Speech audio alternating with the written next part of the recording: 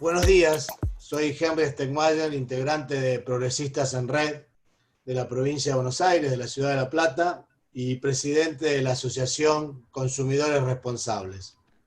Les doy la bienvenida a todos y todas a esta tercera conversación hacia una Argentina igualitaria, organizada por Progresistas en Red y la Fundación Friedrich Ebert. Creo que es importante recordar que el jueves pasado realizamos la primera conversación, el Estado de Derecho y Democracia con Soberanía, con un excelente panel integrado por Gustavo Blutman, María Esperanza Casulo, Roberto Gargarella y Fabiana Ríos. Ahí pudimos escuchar un interesante, profundo intercambio de ideas, de debate en torno al Estado de Derecho, al presidencialismo, a la participación popular y el rol de los progresistas. Ayer tuvimos la segunda conversación, Redistribuir mejor y producir distinto, en la cual también un enorme panel con las intervenciones de Eva Verde, Martín Rapetti, Martín Urest y Corina Rodríguez. No tengo dudas que en la cabeza de la mayoría de las personas que participaron de este panel deben haber quedado dando vuelta muchas de las frases que allí se dijeron, muchos de los pensamientos, de los conceptos que allí se dijeron, y que después esto se refleja en las redes sociales, ¿no? Pudimos leer en muchas de estas frases: el neoliberalismo y la obsesión por el crecimiento mata más gente que las guerras, decía alguna de las participantes. El actual modo de producir y distribuir resulta incompatible con la sostenibilidad de la vida. El capitalismo a nivel internacional está partiendo de la base de destruir la humanidad y la naturaleza a la vez. Y así podríamos seguir con numerosos conceptos que quedan en una frase, pero que nos han dejado pensando y por suerte la tecnología nos va a permitir volver a ver una y otra vez este panel para que donde las personas que intervinieron, donde los y las panelistas no se quedaron en la pandemia, en la emergencia sanitaria y económica actual, sino que proyectaron reflexiones y pensamientos para justamente poner en discusión la forma de producir, la forma de redistribuir y la forma de consumir de este momento. Para esta tercera conversación le daré la palabra a Alicia Gutiérrez, quien es odontóloga, feminista, militante de derechos humanos, ex secretaria de Cultura de la Universidad Nacional de Rosario, ex delegada del INADI en Rosario, diputada nacional mandato cumplido y diputada provincial mandato cumplido, y actualmente directora general de Derechos Humanos y Memoria de la Municipalidad de Rosario. Muchas gracias y adelante, Alicia. Gracias, buenos días a todas y a todos. Esta actividad es la última conversación hacia una Argentina igualitaria.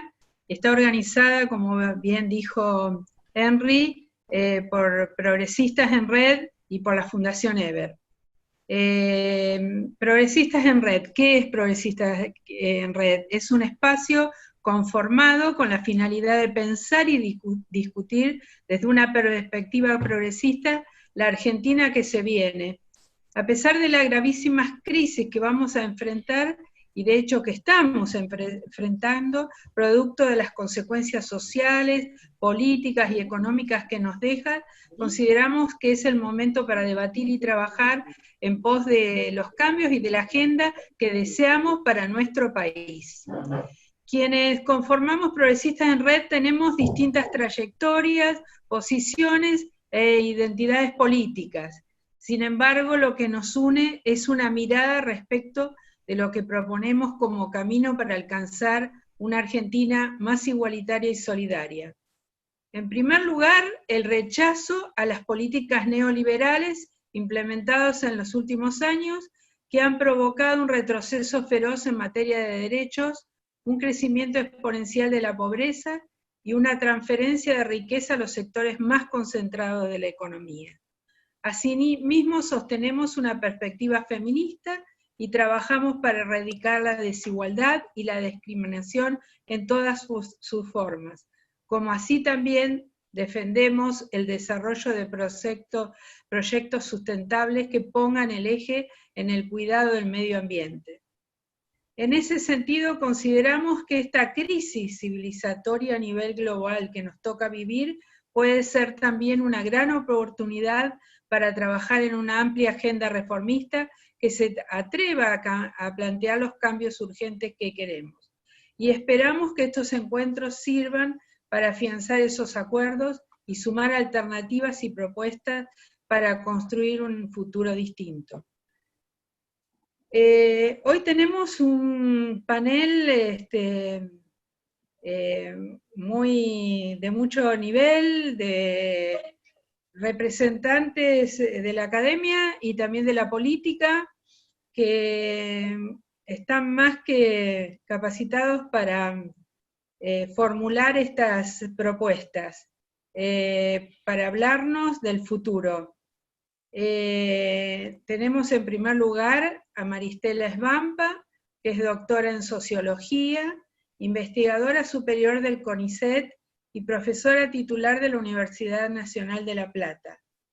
Es coordinadora del Grupo de Estudios Críticos e Interdisciplinarios sobre la Problemática Energética y miembro del Grupo Permanente de Alternativas al Desarrollo, y también autora de numerosos libros y publicaciones. Luego tenemos a Ale Roy, que es doctor en Sociología Económica del Desarrollo, profesor adjunto regular e investigador del CONICET, fue decano del Instituto de Altos Estudios, director del Centro de Estudios Sociales de la Economía, CESE, del IDAES, y de la Universidad de San Martín, del IDAES de la Universidad de San Martín. Es el secretario académico de la UNSAM y autor de numerosas publicaciones. Y Laura Pautasi, que es doctora en el área de Derecho Social de la Universidad de Buenos Aires, profesora adjunta regular e investigadora independiente del CONICET, y es directora del Grupo Interdisciplinario de Trabajo, Derechos Sociales y Políticas Públicas, y del programa Instituciones, Género y Derecho de la Facultad de Derecho de la UBA. Y por último tenemos a un coprovinciano que es el doctor Antonio Bonfatti, que es médico, que fue concejal e intendente de Las Parejas, secretario de Salud Pública y también de Gobierno de la Municipalidad de Rosario, fue diputado provincial y ministro de Gobierno de Santa Fe, y ocupó un lugar desde el cual pudo desplegar las políticas progresistas de las cuales estamos hablando, y eso me parece muy importante resaltar, porque durante su gobierno pudimos ver políticas progresistas en educación, salud, y en todas las áreas sociales que aún hoy gozamos los santafesinos y santafesinas. Y nos ha demostrado que en las agendas que parecen imposibles, juntas y juntos las podemos hacer posible. Y luego también fue presidente de la Cámara de Diputados de Santa Fe y presidente del Partido Socialista en el orden nacional. Así que vamos a dar comienzo con este panel con Maristela Svampa. Buenos días a todos y a todas. Muchas gracias por la invitación a Progresistas en Red, y un saludo a mis compañeras y compañeros de panel. Es un gusto estar aquí para debatir sobre el futuro, la agenda que debemos, en todo caso, compartir si es que queremos evitar, ¿no?, el colapso global, el colapso sistémico. Yo soy una de las que está convencida de que efectivamente estamos en un periodo de disputa, de sentidos, que debemos discutir hacia dónde queremos ir como sociedad, y que no podemos aceptar las falsas soluciones que buscan reactivar, por ejemplo, la economía, consolidando más desigualdades, consolidando la concentración de la riqueza y el colapso ecológico. En ese sentido, me parece importante avanzar en una propuesta global y comparto la consigna, cuidar lo común, cuidarnos en común. En los 15 minutos que tengo, yo quisiera presentarle las líneas generales del Pacto Ecosocial y Económico que hemos lanzado desde Argentina con Enrique Viale y que ha sido firmado por numerosas organizaciones sociales y también por muchos referentes del campo cultural, pero también contarles que existe una propuesta a nivel regional latinoamericano que hemos presentado con colegas de Colombia, de Ecuador, de Bolivia, de Venezuela, de Brasil, por supuesto de aquí, un pacto ecosocial, económico e intercultural desde el sur, que se propone básicamente apuntar a una agenda holística, integral, que articula justicia social con justicia ambiental, justicia de género con justicia étnica. Es importante insistir que es una propuesta que no apunta exclusivamente a un acuerdo verde, como uno podría pensar vinculado a organizaciones ambientales, sino que en este momento de crisis civilizatoria, el gran desafío es articular efectivamente las agendas en un sentido solidario e igualitario. También me parece importante subrayar de que no es una propuesta abstracta, porque en realidad es una propuesta que se inspira en los movimientos de reexistencia que atraviesan América Latina, movimientos socioambientales, movimientos feministas, movimientos campesinos, movimientos sindicales, movimientos indígenas, y que son ellos los que han elaborado conceptos que hoy han sido incorporados a la gramática política del pensamiento emancipatorio, esos conceptos que son desde derecho de la naturaleza, buen vivir, agroecología, paradigma de los cuidados, post-extractivismo, autonomía, transición justa, soberanía alimentaria. Son algunos de los conceptos que, insisto, apuntalan esta respuesta global desde el sur en la lucha por la sostenibilidad de la vida. Yo voy a hacer una presentación muy sumaria y nada exhaustiva de esta propuesta, y en un segundo punto muy breve quiero también hacer una reflexión final sobre la ceguera epistémica que caracteriza el campo progresista. Entonces, en primer lugar, me gustaría contarles que el Pacto Ecosocial del Sur, en clave argentina y latinoamericana, tiene tres ejes fundamentales. Tiene un eje basado en el paradigma de los cuidados, tiene un segundo eje que postula una agenda de justicia redistributiva, de justicia social, y un tercer eje que apunta a una transición socioecológica integral. Voy a decir muy pequeñas cositas de uno y otro, y después veremos si da el tiempo no para profundizar en los intercambios. El primero de ellos tiene que ver con los cuidados. Yo sé que este es un tema de nosotras las feministas, y que Laura Pautasi es quien dará una mirada más integral, sin duda, pero a lo que quería apuntar es que necesitamos más que nunca transformar la relación sociedad-naturaleza, superar el paradigma dualístico y antropocéntrico que hemos heredado de la modernidad, todos somos hijos de la modernidad, en el cual la humanidad se concibe como alguien fuera o exterior de la naturaleza, destinado a controlar, dominar e inclusive destruir, ¿no?, los ciclos de la vida. Está en el origen de la modernidad, en el origen de la idea de desarrollo, e inclusive de la ciencia, está este paradigma instrumental, productivista, mecanicista, ¿no?, que todavía permea fuertemente los idearios políticos o el pensamiento de las élites políticas y económicas acá en Argentina. Estamos en un momento en el cual son claros los límites naturales y ecológicos del planeta.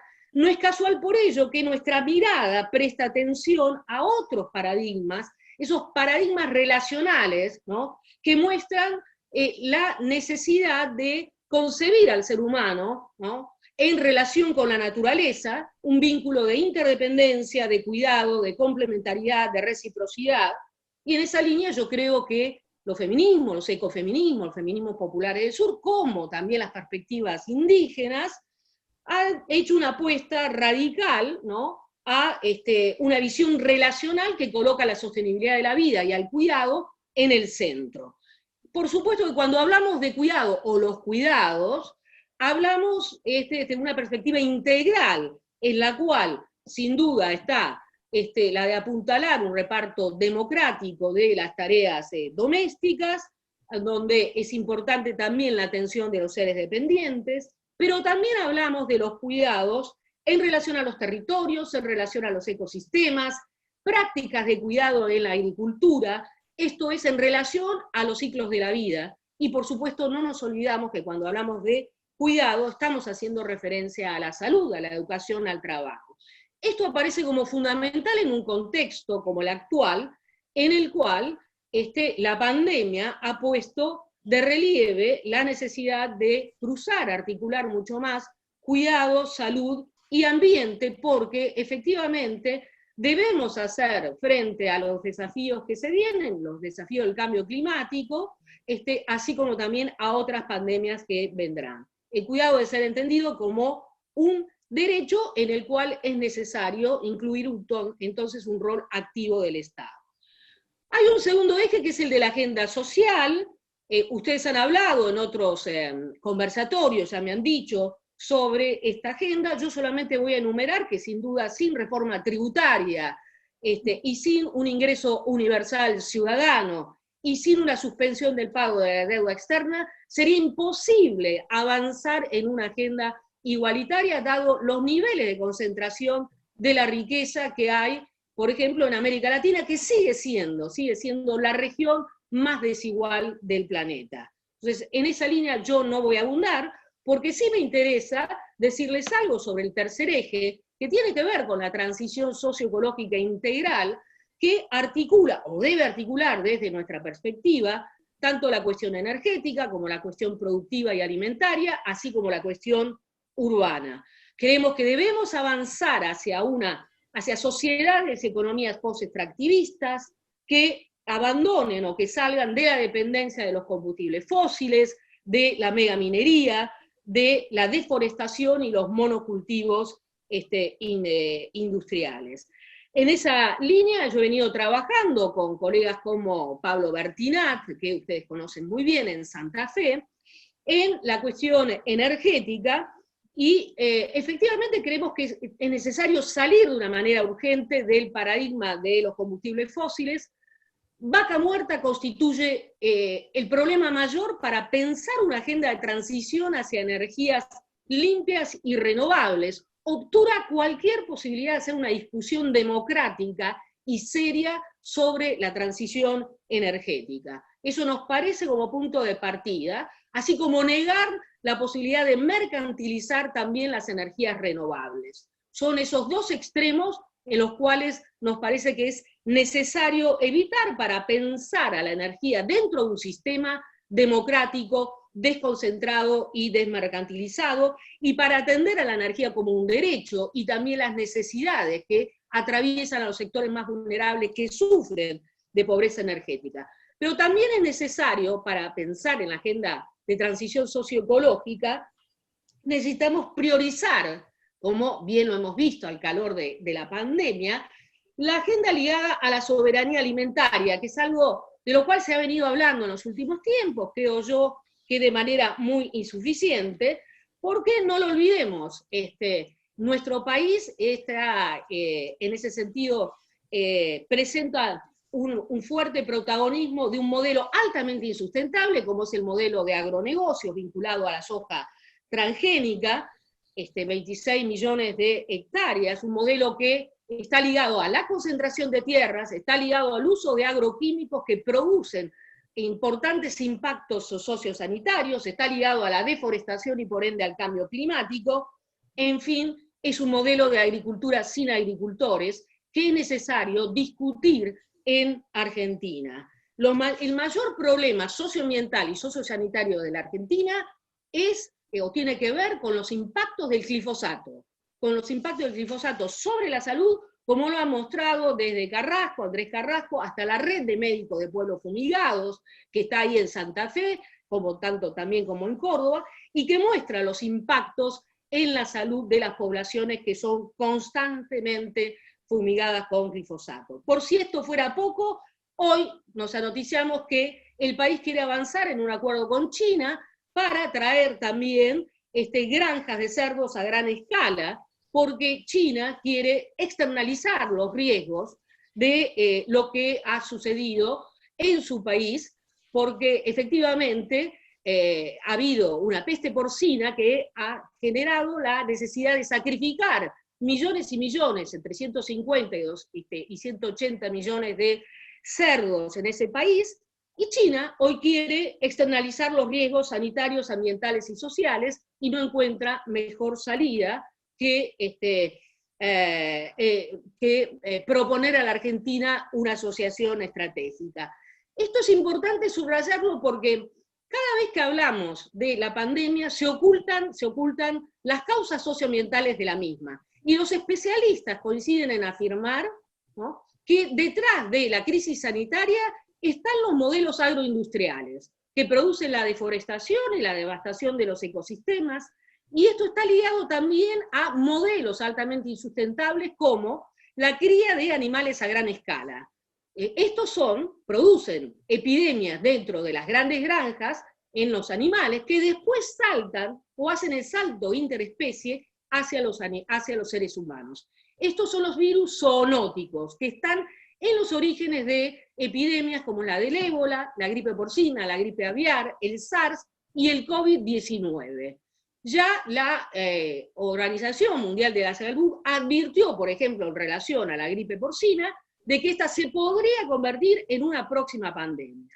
Entonces, vemos aquí que realmente el gobierno o nuestros gobiernos, en el marco de esta propuesta también que se asocia al progresismo, siguen encaprichados en encontrar un nuevo Eldorado, una solución mágica y parcial que nos conduce a más mal desarrollo y que además acentúa la crisis sanitaria y abre al peligro a nuevas pandemias. Sin duda necesitamos promover un modelo agroecológico que produzca sano, que también aliente otro modelo de consumo y que por supuesto implique un acceso a la tierra. Como me queda muy poco tiempo y no puedo indagar sobre eso, lo haré en la segunda ronda, sí quiero indagar, o en todo caso plantear, un último punto relacionado al analfabetismo ambiental que caracteriza al campo progresista en la Argentina. Y ahí no hay excepción. Maristela, tenés 2 minutos. En estos 2 minutos lo quiero decir. Yo creo que efectivamente dentro del campo progresista, no solo las derechas, hay grandes problemas para ver las causas de la pandemia, ¿no? Ven solo el síntoma, pero no ven las causas socioambientales. Hay una ceguera epistémica dentro de la clase política, en las élites económicas, porque en realidad analizar las causas socioambientales que cuestionan los modelos de desarrollo hoy consolidados, por ejemplo el modelo agroindustrial, cuestiona sus propios credos en relación a lo que consideran que es progreso, en relación a lo que creen que es el desarrollo. Entonces, esta ceguera epistémica, ¿no?, genera esto, fuerte incomodidad, ignorancia, mala fe, que hace que no problematicemos las cuestiones o las dimensiones socioambientales. Yo creo que la crisis sistémica civilizatoria actual nos obliga a levantar el velo, porque con agronegocios, con fracking, con megaminería, seguimos teniendo más de la mitad de los niños bajo la línea de pobreza. La verdad es que necesariamente tenemos que considerar que debemos abandonar los prejuicios, ¿no?, y abordar una perspectiva integral que tenga en cuenta la dimensión social y la dimensión ambiental de los problemas. Cierro con esto. Nosotros estamos pidiendo avanzar hacia un cambio cultural, hacia un cambio político, ideológico, que piense de manera integral y holística las agendas. No es un listado de demandas para ningún partido ni para ningún gobierno. En realidad es una invitación, una propuesta para instalar otra agenda de la mano de organizaciones sociales, indígenas, socioambientales, movimientos feministas, en fin, todos aquellos que consideran que debemos colocar en el centro la sostenibilidad de la vida, de una vida digna. Muchas gracias. Gracias, Maristela. Ahora vamos a escuchar a Alex Roy. Muy buenos días a todas, a todos. Bueno, muchas gracias a Rafael Gentili por haber cursado la invitación, y un gusto compartir esta mesa con mis compañeras y mi compañero de panel. Voy a tratar de ensayar una reflexión sobre un posible desplazamiento de una discusión moral sobre el cuidado a una discusión sociológica sobre el cuidado y sobre el cuidado de lo común.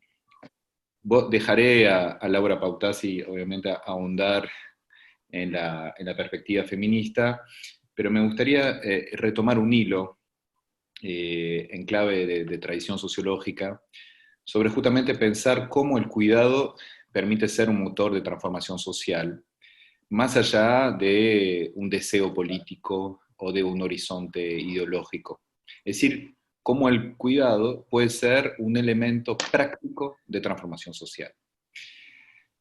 Y eso, efectivamente, discutir sobre ese tema en contexto de pandemia creo que es ideal, porque como todas crisis, abre una brecha en la conciencia durante un momento, y es posible visibilizar algunos procesos sociales y tal vez discutir de manera más lúcida sobre lo que nos ocurre, sabiendo que después el regreso a cierta normalidad hace que se obture la visión de cómo funciona realmente lo social. Compartiendo lo que decía Maristela anteriormente, de que efectivamente este es un momento en el cual la dimensión ecológica de la crisis aparece como una evidencia, y sin embargo es muy probable que la ceguera reaparezca después de este proceso. Entonces, ¿cómo hacer para que esta brecha se mantenga abierta y perdure como un posible espacio de transformación social? En ese sentido, diría, en Argentina en particular, me parece que más allá de las orientaciones políticas de los aquí presentes y de los que nos escuchan, es interesante notar que la forma, la categoría que legalmente organizó la cuarentena fue la categoría de solidaridad, ¿no? La ley de ASPO fue una ley justamente que se ordena en torno al concepto de solidaridad. Y ahí me gustaría elaborar una hipótesis. Justamente que si el cuidado puede ser un deseo o un horizonte político, la solidaridad es su principio de realización. Es decir, que hay algo, justamente hay un anclaje sociológico en el principio del cuidado que tiene que ver con en la idea de cuidado que tiene que ver con el principio de solidaridad. Y cuando digo principio de solidaridad, y eso sería mi primer punto, es justamente entenderlo en términos de una conciencia de una solidaridad de facto, ¿no? No en términos de solidaridad, en términos de concepto moral, sino que justamente el planeta en este momento está siendo solidario, en el sentido que está en una gran interconectividad, en una gran relacionalidad, como decía Maristela anteriormente, es decir, que efectivamente no podemos negar que lo que ocurrió en China nos impacta acá. Esa idea de solidaridad, que se amplía mucho más allá de las fronteras nacionales, como se pensó a principios del siglo XX o a finales del siglo XIX, es un gran principio de realidad, ¿no? El problema de esa solidaridad, entienden ahora, digamos, que lo estoy planteando no en términos morales, sino en términos de organización de lo social. Ese gran principio de solidaridad abre un problema de cómo se organiza esa solidaridad, o decir, cómo organizamos nuestras relaciones sociales, cómo se organizan lógicas sociales. Y ahí una cuestión que yo vengo de la sociología económica, lo que siempre me ha fascinado es justamente preguntarnos qué es lo que en la sociedad nos obliga, qué es lo que en la sociedad hace que respetemos normas, qué es lo que la sociedad hace que respetemos pactos, acuerdos, etc. Entonces, si asumimos que vivimos una sociedad finalmente hipersolidaria de punto de vista práctico, no de punto de vista moral, cómo pensar esa solidaridad de tal forma que la solidaridad tenga una dinámica social, sea, si quieren, un motor de transformación social. Y ahí creo que lo que está en disputa, lo que está en el centro de la disputa social, es la forma en la cual se organizan las deudas sociales. Hablar de deuda, que sería mi segundo punto, hablar de deuda en un contexto o una sociedad sobreendeudada financieramente como la nuestra puede prestar a confusión. Como me refiero a deuda, quiero decir justamente en la forma en la cual se construye reconocimientos dentro de la sociedad de a quién se le debe qué y cuánto se le debe lo que se le debe. Tomo un ejemplo, es decir, en el caso justamente del cuidado, el no reconocimiento del trabajo doméstico tiene que ver justamente con el no reconocimiento de una deuda social sobre el trabajo de reproducción. Lo mismo en la actividad, digamos, en la economía ecológica, el no reconocimiento del trabajo del cuidado de la naturaleza en términos de sus efectos desde el punto de vista social, tiene que ver justamente con no reconocer una deuda y por ende no instalar una obligación hacia un sector. O sea, una de las cuestiones fundamentales para pensar la solidaridad de manera progresista es reconocer nuevas deudas sociales dentro de la sociedad. Y eso implica, y sería mi tercer punto, pensar un concepto de trabajo ampliado. Y ahí quisiera detenerme un segundo. Es decir, yo creo que una de las formas de organizar una transformación social es poder organizar la obligación social en torno a un concepto ampliado de trabajo. Es decir, ir más allá de la idea de que el único trabajo que hay es el trabajo productivo. Y reconocer socialmente que hay otros trabajos. Trabajos que finalmente permiten la producción de lo social. Porque fíjense que durante la cuarentena hay una categoría media paradojal que es la categoría de trabajador esencial, que por otra parte es una categoría bastante cuestionable porque pone en lugar de no esencial todo aquello que no entran dentro de este paquete. O sea, hay una cuestión de moralización que es bastante molesta. Pero dejando de lado este punto, lo que notamos durante la pandemia es que justamente lo que socialmente considerado esencial es justamente todo aquello que fue desvalorizado socialmente por el neoliberalismo y el capitalismo en las últimas décadas. Es decir, justamente es un momento de visibilización que vivimos en sociedades que desprecian, en el sentido moral y económico, aquello que permite la continuidad y el sostenimiento y el cuidado de lo social. Es válido en el medio ambiente, es válido en el cuidado, es válido en el cuidado doméstico, en el cuidado de las comunidades, ¿no? ¿Cuánto tiempo se despreció las mujeres que trabajan en los comedores y los merenderos de este país y hoy en día son un sostén fundamental para garantizar la continuidad de la vida en muchos de los barrios populares de nuestro país? Lo mismo con el trabajo de la salud. Con lo cual, lo que vemos justamente es que nuestra sociedad está organizada en torno a una sobrevalorización de un trabajo para el capital y una subvalorización o una no valorización del trabajo que sostiene lo social. O sea, es una paradoja fundamental que no fue siempre así, de hecho históricamente, porque hubo momentos en el cual algunos trabajos que estaban vinculados con la vida, pienso en particular en el trabajo de los trabajadores de la salud, ¿no? En muchos, hace algunos años, los trabajadores de la salud, por estar asociados a un trabajo vinculado a la vida, eran socialmente mucho más valorizados que hoy en día, ¿no? O sea, es un indicador, si quieren, un síntoma social, de que hay un proceso social de desvalorización de lo que sostiene lo social. No sé si se entiende esa paradoja, podemos volver después en la segunda ronda, pero me parece que justamente gran parte de aquello sobre lo cual tenemos que trabajar es cómo algunos trabajos son reconocidos como deudas sociales y cómo esos trabajos reconocidos como deudas sociales permite transformar el concepto de solidaridad social, permite construir obligaciones sociales hacia prácticas y sectores de la sociedad. Y en ese sentido, efectivamente, hay por lo menos 4 grandes órdenes de actividad que están desvalorizados o no valorizados por la sociedad hoy en día, que son el trabajo popular y todo lo que se llama hoy en día la economía popular, ¿no?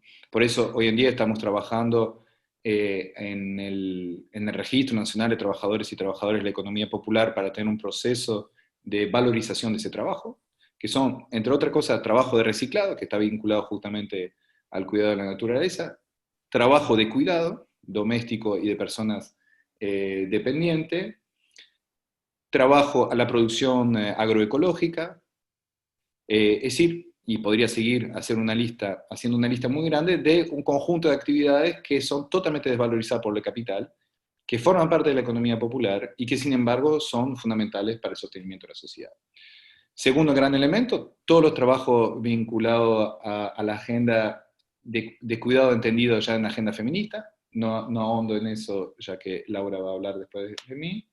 Todo lo que tiene que ver con el cuidado de la naturaleza en términos mucho más amplios, y eso tiene que ver con una agenda de reconocimiento de nuevos trabajos, y hay una agenda enorme de creación de trabajo en este contexto, y creo que es parte de la agenda post-pandemia, y también la valorización de todo lo que tiene que ver con lo que podríamos llamar una economía descolonial, es decir, el reconocimiento de la subvalorización del trabajo migrante a nivel mundial y que también forma parte de la misma lógica de un trabajo fundamental para la reproducción y la ampliación social y sin embargo desvalorizado por el capital. ¿Se entiende?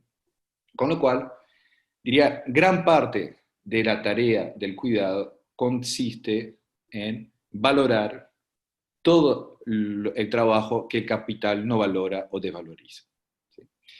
Y esa concepción del cuidado me permite, en términos sociológicos por lo menos,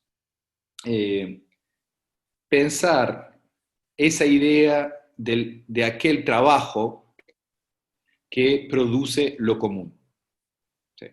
Es decir, ¿cómo hacemos socialmente para reconocer y valorar el trabajo que produce lo común? Lo común no entendido como lo que uniformiza o lo que homogeneiza, sino justamente el trabajo sobre los conflictos que producen la diferencia en una sociedad que pretende vivir junta. ¿Y por qué la sociedad pretende vivir junta? Porque de facto es solidaria.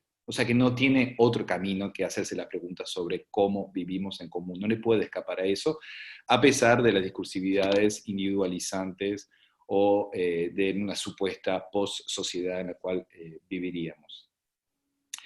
Y ahí, para terminar, me gustaría detenerme en 4 grandes consecuencias de lo que acabo de plantear, es decir, de una idea de un trabajo reconocido como una deuda social que permite darle a la solidaridad un contenido que garantice la transformación social. Primer punto, la necesidad de problematizar la fuente del derecho. Es decir, Alex, 2 minutos. Exactamente lo que necesito, muchas gracias. Primer punto, desplazar, digamos, de un derecho liberal, que es un derecho autorreferencial, a un derecho que asume la producción de derechos sobre la base de conflictos sociales. ¿Por qué? Para hacer concreto la posibilidad que un conjunto de reivindicaciones que produce la sociedad se pueda convertir en derecho, es fundamental que la lógica misma del derecho asuma su sociogénesis en los conflictos sociales. Es decir, que lo que piden las organizaciones feministas, indígenas, populares, se puedan transformar en derecho, implica que el derecho no sea solamente garantizar el orden establecido, sino producir norma sobre la base de los deseos de transformación de la sociedad activa.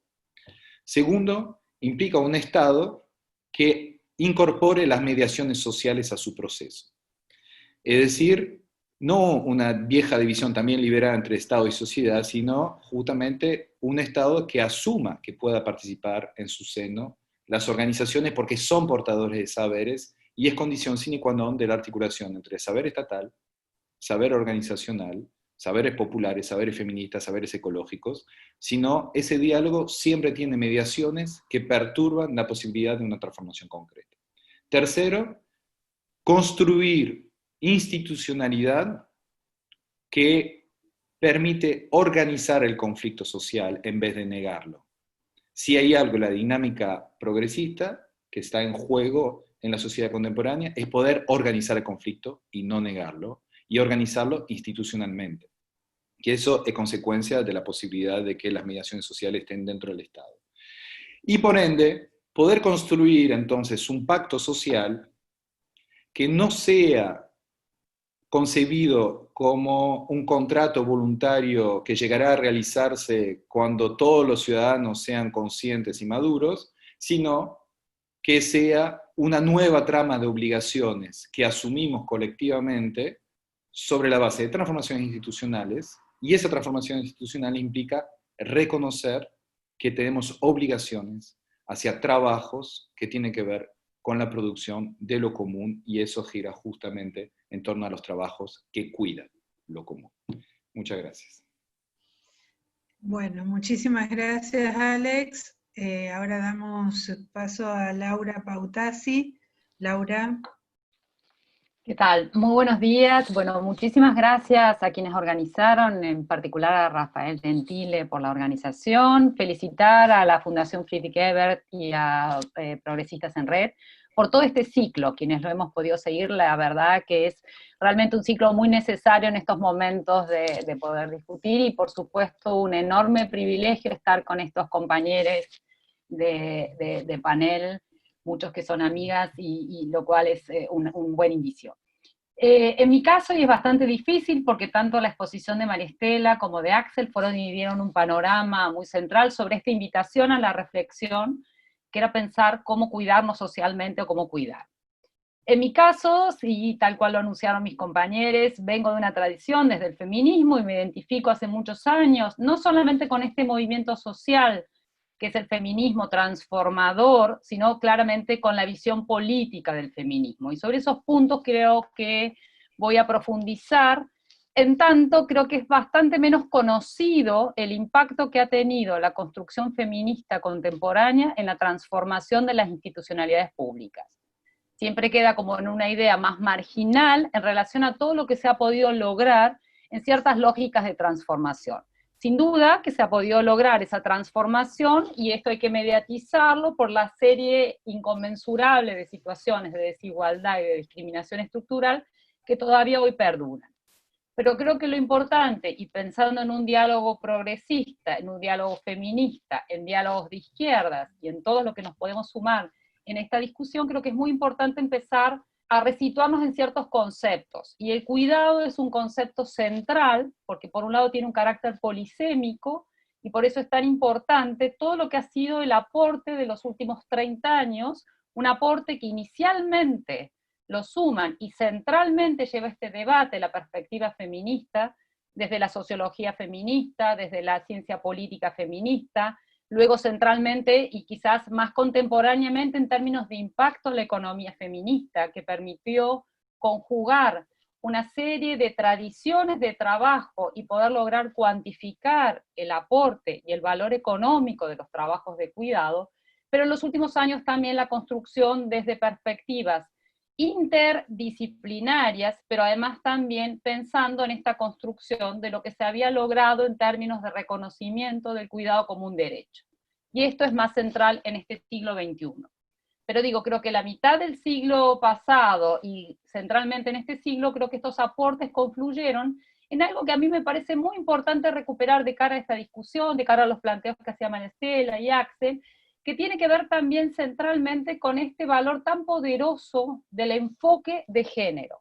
Esa construcción teórico-política que hace el feminismo contemporáneo, en esta idea de pensar el enfoque como una metodología de intervención en la cual se piensa de una manera transversal para generar efectos políticos. Y me parece que eso es sumamente importante en momentos donde precisamente de visiones contrarias y de visiones conservadoras se está argumentando, utilizando de manera espuria el concepto de género para hablar de las ideologías de género. Claramente un concepto contrario, sumamente peligroso y que está teniendo un eje muy fuerte, sobre todo también en la construcción política de muchos de los países de la región.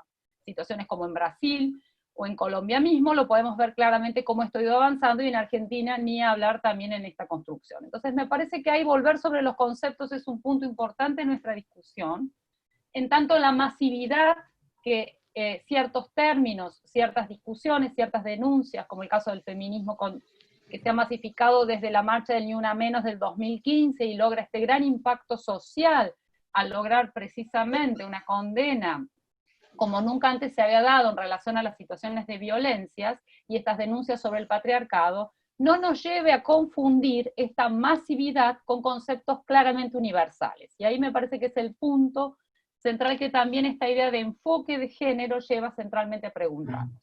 Entonces, es una metodología de intervención que lleva e implica una transversalidad, y una transversalidad sobre todas las estructuras sociales, políticas, económicas, y precisamente genera impactos políticos, pero también impactos institucionales. En esa mirada, cuando pensamos cuidados, y si nos situamos en estos cuidados hoy, en el momento de la pandemia, donde nunca antes habíamos escuchado tanto este concepto, como decíamos, polisémico, con todas las aristas que tanto María Estela como Axel planteaban, pero que tienen todavía muchas más aristas en las cuales se lleva históricamente a esta asignación de los cuidados centralmente en las mujeres, y a esta invisibilización y ceguera sobre esta lógica de distribución familiarista, donde se sentaron las bases de la mayoría de los arreglos institucionales, llamados regímenes de bienestar en la región, sobre todo el siglo pasado a la fecha. Esta idea negadora de la visión claramente de inserción de las mujeres dentro del ámbito productivo y esta asignación naturalizada de las situaciones de cuidado todavía perdura a la fecha. Y precisamente lo que la situación de aislamiento social obligatorio deja a la luz es la visibilización de los cuidados. Ahora, lo que estamos viendo claramente, que tanto desde el momento en el cual se decretan estas medidas en toda la región de aislamiento voluntario, cuarentenas y las distintas denominaciones, poco se pensó en la variable del cuidado y de las violencias, es decir, no se pensó en las mujeres. Entonces, centralmente uno de los primeros efectos que lleva al ámbito es que se visibilice, pero que se actúe tardíamente y ex post dada esta situación. Entonces, que hoy en los hogares estén colapsados, estén con todas las demandas ante la caída de estas instituciones, la imposibilidad, por ejemplo, de contar de un sistema educativo, para el caso de los cuidados de niños, niñas y adolescentes, la situación de cuidado de las personas mayores, que generalmente no conviven en el mismo núcleo del hogar, no significa que se esté visibilizando, que se esté distribuyendo. Y estamos todavía muy lejos de una redistribución del cuidado. Y esto lleva a un punto que, como decía, ya son muchos años de producción de distintas disciplinas, claramente de la mano de los enfoques de género, pero lo que está mostrando es una situación de desigualdad estructural, desigualdad que tiene el mismo peso que la misma desigualdad de ingresos que tanto se argumenta que este es el continente más desigual de la Tierra. Claramente lo que no se hace visible es que esta desigualdad tiene un origen en una injusta división sexual del trabajo y de los cuidados.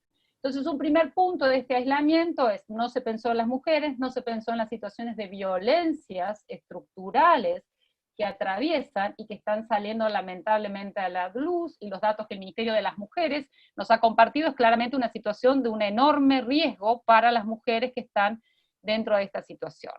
Ahora bien, cuando pensamos en esta institucionalidad de los cuidados, y que durante muchos años también han ido variando las corrientes y las miradas, inclusive teóricas, pero con muy poco impacto político y estructural en términos de las transformaciones, porque si miramos las burocracias asistenciales, claramente su reaseguro siempre, y en la cuarentena, y en este momento todavía más, es presuponer una elasticidad infinita del trabajo de las mujeres. Y ese es el presupuesto central en el cual está atravesando. Las soluciones ex post, inclusive aquellas soluciones más virtuosas pensando en integralidad en la respuesta. Pero solución que miremos, que desmembremos, se está presuponiendo esta elasticidad infinita del trabajo de las mujeres. Entre otras razones, porque los varones no asumen sus responsabilidades de cuidados, y además también porque todo el esquema de esa base histórica, hoy claramente en revisión, de lo que fue los regímenes y esta base institucional de los regímenes de bienestar, todavía siguen presuponiendo ese esquema. Entonces, un primer punto para pensar desde perspectivas progresistas y llamarnos al debate tiene que ver que más allá de que vamos adhiriendo, de que nos promovemos sobre arreglos feministas, arreglos más igualitarios, centralmente hay una base institucional y cultural de concentración de las responsabilidades de trabajos en las mujeres, y centralmente los trabajos de cuidados tienen un peso muy fuerte. Axel mencionaba el peso que están teniendo los ámbitos comunitarios, por ejemplo, los merenderos y los comedores. Bueno, en este momento de crisis, lo que está traccionando claramente la sostenibilidad del sistema es el trabajo no monetario, es la economía no monetaria, que está claramente, centralmente a cargo de las mujeres. Y cuando hablamos de las mujeres, no pensemos a estas mujeres desvinculadas de una dinámica familiar que las está traccionando sobre estas situaciones atravesadas por múltiples situaciones también de desigualdad estructural, desde las violencias hacia las tomas de decisiones al interior de los hogares. Y allí claramente los aportes feministas para cuestionar esta lógica de las relaciones familiares claramente atravesadas por estas desigualdades y situaciones de violencia estructurales nos debe llamar para un pedido muy fuerte de reflexión, pero además también de acción sobre estas lógicas de intervención. Pero el otro punto importante que me parece sumamente central, que aquello que los movimientos feministas han ido traccionando y sobre todo se hacen más visibles dada esta masividad en los últimos años, también ha sido toda la labor de institucionalizar ciertos conceptos que tienen que ver con los cuidados, y que hoy en el caso de la pandemia es sumamente interesante ponerlos en discusión. En primer lugar, si nosotros miramos aquellos acuerdos del campo de los derechos humanos, en este siglo, en el siglo XXI, de la mano de lo que han sido los compromisos del milenio, precisamente ha sido muy interesante porque el sistema de protección de derechos humanos ha tomado esta idea de enfoque que es claramente una construcción, nunca reconocida al movimiento feminista, para tomarlo en consideración como un enfoque de derechos humanos. ¿Qué significa esa idea de enfoque de derechos humanos? Es precisamente recordarles a los estados y a todos los ámbitos de toma de decisión que aquellos compromisos en los pactos y tratados internacionales, el caso de Argentina reflejados en la Constitución del 94, y aquí estuvieron otros colegas hablando a lo largo de estos ciclos de estos impactos, claramente se traduce en estas obligaciones que los estados tienen. Y ahí es muy interesante cuando hacemos un recorrido que el cuidado está reconocido como un derecho humano desde los inicios del sistema de protección. A pesar de que originariamente, y si vamos desde la Declaración de Derechos Humanos del Hombre en adelante, tanto en el sistema internacional de protección hacia el sistema interamericano, con una fuerte ceguera a las diferencias entre varones y mujeres, pero mucho más, y ha llevado mucho tiempo más la integración y la conformación de las identidades sexuales diversas y todos los colectivos LGTBI, y eso ha sido un enorme esfuerzo de incorporación. Pero volviendo a la incorporación en todos los pactos y tratados internacionales, y concretamente el caso de la Convención contra la Discriminación de la Mujer, la CEDAW, en las convenciones del sistema interamericano, el derecho al cuidado está reconocido. La diferencia es que no estaba denominado como tal. Inclusive en el caso del ámbito del sistema interamericano, la Convención Americana de Derechos Humanos precisamente considera el concepto de vida digna, y ahí están las responsabilidades. Ahora, ¿cuál es la importancia? Y nosotros le hemos denominado, y esto ha sido también parte de los consensos que los gobiernos de la región han ido asumiendo, es en considerarlo como un derecho a cuidar, a ser cuidado, y el derecho al autocuidado. Cuando hablamos con la idea del autocuidado, es un derecho central que tiene, y que lo que va a movilizar este reconocimiento como derechos, más allá de un impacto político importante, más allá de una suerte de concreción sumamente potente, es precisamente dejar en claro las obligaciones que hay tras este reconocimiento. Por lo tanto, esto está reconocido, esto están los estados comprometidos, y en el caso de Argentina tiene que cumplir sus obligaciones en torno al cuidado. Y allí viene, al tener este reconocimiento del cuidado como derecho, que impacta directamente sobre el concepto de universalidad de los derechos humanos, de interdependencia, por lo tanto un Estado debe reconocer derechos civiles, políticos, económicos, sociales y culturales en igualdad de condiciones, pero también sobre los compromisos en términos de este atravesamiento que tienen que estar en todas las estructuras. Entonces, Laura, para 2 volver sobre la minutos. discusión, perfecto, ir cerrando, tenemos claramente que hay una variable, no solamente del trabajo, y en estos últimos meses, desde la creación del Ministerio de las Mujeres, encontramos que hay una mesa interministerial sobre cuidados por varios organismos, conformada por varios organismos del Estado, y están reconociendo en un reciente documento que el cuidado es una necesidad, un trabajo y un derecho. Particularmente lo organizaría en otra jerarquía en esta línea. Pero lo que quiero señalar profundamente es que en un llamado de reflexión desde perspectivas progresistas tenemos que empezar a dotar de sentidos.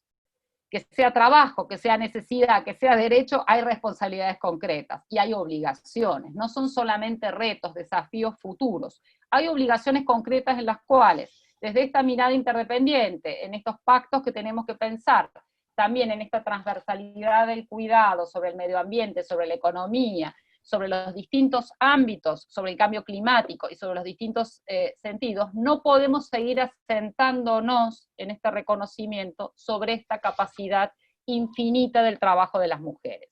Entonces los pactos y los acuerdos sociales tienen que ser definitivamente sobre otras bases, y estas bases no es pensar al movimiento feminista o este reconocimiento del trabajo productivo y trabajos de cuidado totalmente aislado y atravesado por las situaciones de las mujeres y por las diversidades y disidencias sexuales. Cierro con dos reflexiones finales que me parece importante y que las podemos volver a retomar. Creo que centralmente no podemos seguir pensando como movimientos sociales que van confluyendo en un discurso, sino que claramente tenemos que pensar cómo son las estructuras que deben estar atravesadas por esta lógica, tanto no solamente de producción económica, sino que la enseñanza de la cuarentena, si es que nos va a dejar alguna enseñanza después de la tragedia que esto significa, es precisamente el valor que ha tenido toda esta economía no monetaria llevada adelante por las acciones de cuidado para reconstruir una economía monetaria. Entonces, en esta lógica de interdependencia es central pensar estos nuevos acuerdos. Y en todo caso, en la charla lo volvemos a retomar. Muchas gracias. Gracias, Laura. Ahora Antonio Bonfatti. Bueno, buenos días para todos. Un gusto de compartir este espacio con Maristela, con Alex y con Laura. Gracias también a Alicia. Y un saludo muy particular a Marcelo y a Rafael por la invitación que nos han realizado a participar de estas jornadas tan interesantes para poder debatir una Argentina mejor, una Argentina diferente. Yo rescato la secuencia que han sido estos 2 días, jueves y viernes, porque nos da pie hoy a abordar el tema del cuidado. Y no se puede hablar de cuidado si no hay una democracia fortalecida, y creo que en Argentina, a pesar de que votamos, hay mucha mengua en cuanto a una democracia plena. Me refiero a la baja calidad institucional que venimos los argentinos desde hace mucho tiempo padeciendo. La falta de federalismo, la falta de división de poderes, la superposición o la intromisión de un poder en el otro, también menguan a la hora de poder definir los cuidados. No se puede hablar de cuidados si no hablamos del Estado, y el Estado que garantice derechos. Ahora, no cualquier Estado. Para nosotros el Estado tiene que ser aquel que propicie la participación del ciudadano. Si el Estado no participa, si el ciudadano no participa, si el ciudadano no es parte, es imposible que se apropie de esos derechos. Entonces puede ser un Estado que esté garantizando derechos, pero termina siendo un derecho prebendario, un derecho clientelar, y no es lo que nosotros propiciamos.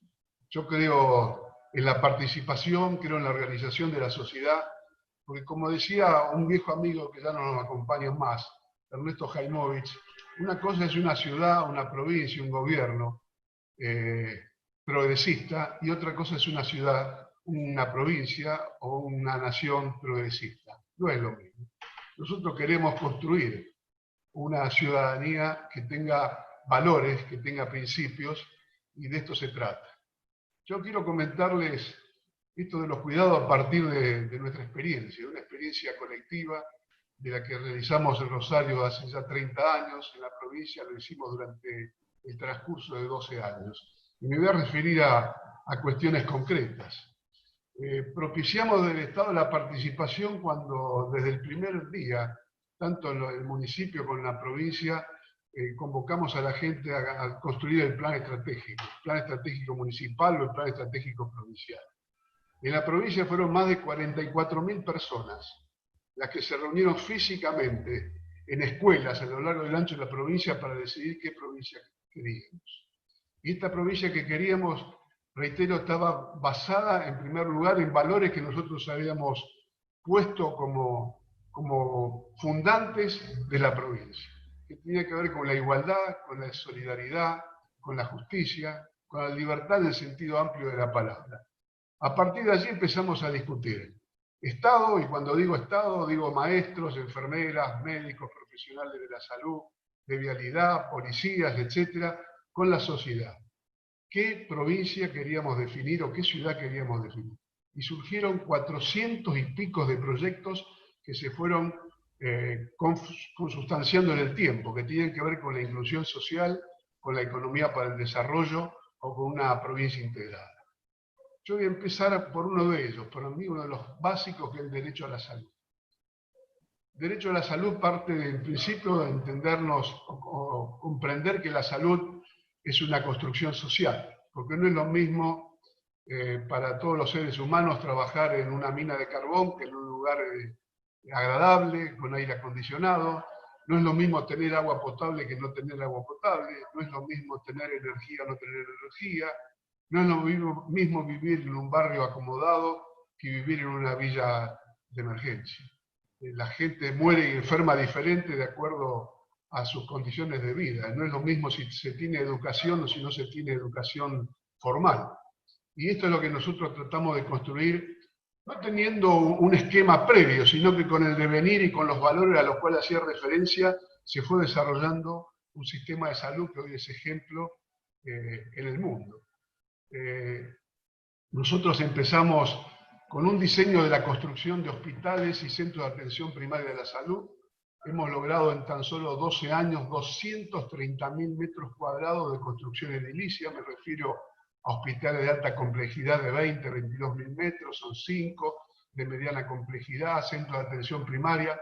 Pero esto no define un sistema de salud nuevo. Es muy lindo trabajar en un hospital o en un centro de salud nuevo, pero no define un nuevo concepto. Tiene que ver con la gente, tiene que ver con el territorio, tiene que ver con que el ingreso al sistema es la atención primaria. Y cuando digo atención primaria no digo el primer nivel, sino cómo se interactúa con la comunidad. El centro de atención primaria de la salud tiene que estar al lado de la escuela del barrio, tiene que estar al lado de la vecinal del barrio, tiene que estar al lado del club del barrio y con ellos trabajar. Yo doy el ejemplo de Rosario.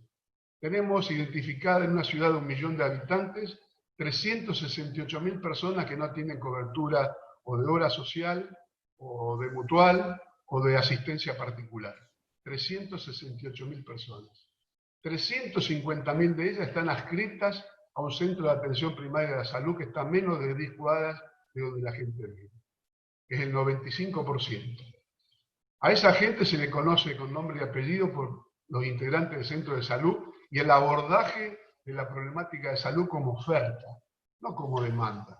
Cambiar el concepto de que la gente concurre a un centro de salud, sea hospital o lo que fuere, cuando se siente enfermo. Para nosotros es el abordaje de la construcción colectiva, con el deporte, con la escuela, con la prevención, con la participación del vecino, para discutir la salud, para discutir el agua potable del barrio, para discutir la cloaca, para discutir la energía, para discutir la recolección de los residuos.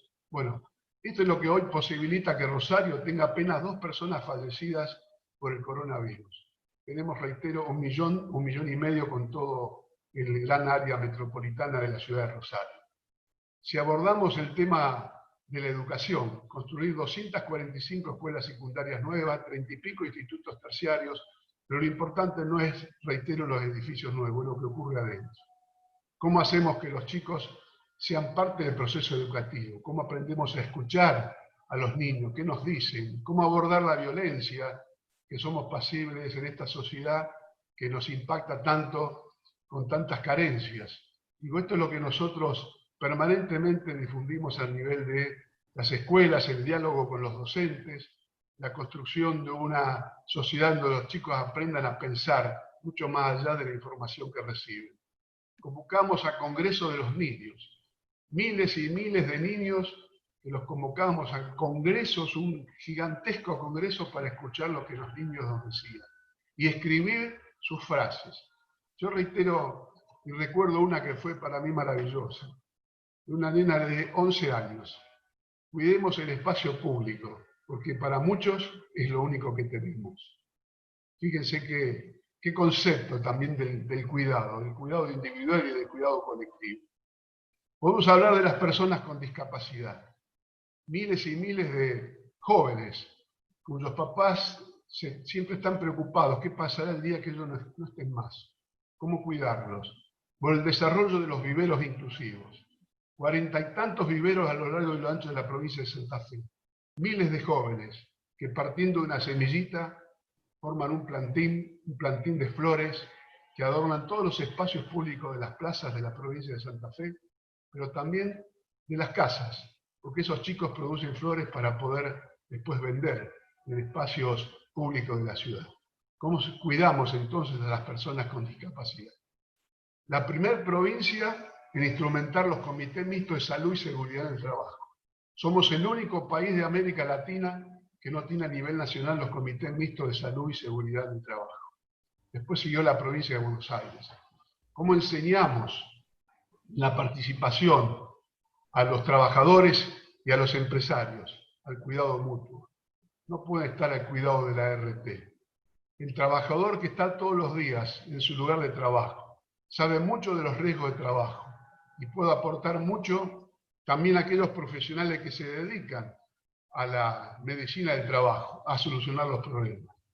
Nosotros estamos orgullosos y recorrimos un camino con muchas dificultades para poder obtener la ley, porque teníamos resistencia de las organizaciones sindicales y teníamos resistencia de las organizaciones empresariales.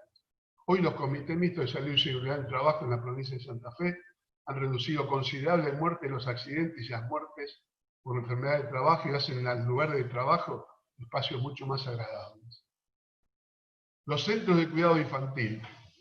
Tenemos muchas producciones que son estacionarias, el caso de la zanahoria, el caso de la frutilla, que requieren de trabajo golondrina porque son de recolección manual.